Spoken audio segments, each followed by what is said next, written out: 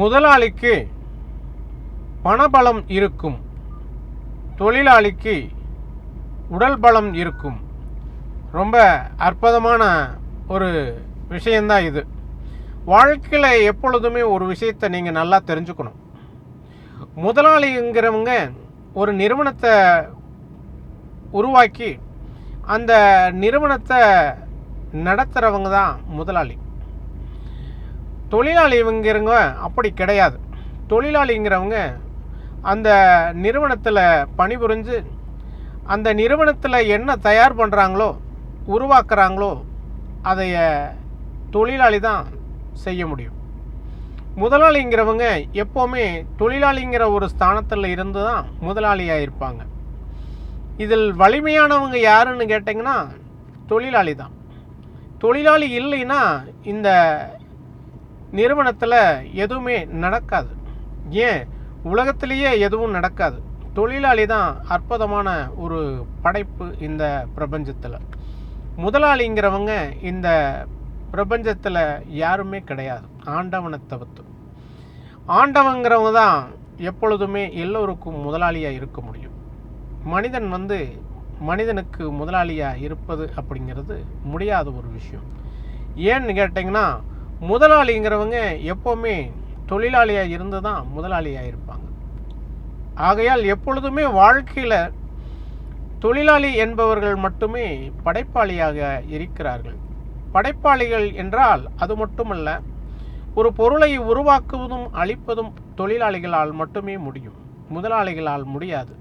பணத்தை வேணால் முதலீடாக செலுத்தலாம் ஒழிய அவர்களால் ஒரு பொருளை உருவாக்கவும் முடியாது, அழிக்கவும் முடியாது.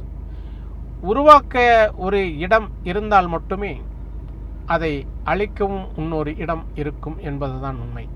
இந்த இரண்டையும் சிறப்பாக செய்வது தொழிலாளி மட்டும்தான். தொழிலாளி என்பவன் ரொம்ப அற்புதமான ஒரு கலைஞன். அப்படி பார்த்தால் மனித குலத்திற்கு எப்பொழுதுமே மகத்தான விஷயங்களை செய்து கொடுப்பவர்கள் தொழிலாளிகள் தான். முதலாளியாக இருந்தாலும் சரி, ஆண்டவனாக இருந்தாலும் சரி, கோயிலில் இருக்கும் ஆண்டவனையும் கூட தொழிலாளி தான் உருவாக்குகிறான். அப்படி இருக்கும்போது முதலாளி பலம் வாய்ந்தவர்கள் என்று சொல்ல முடியாது.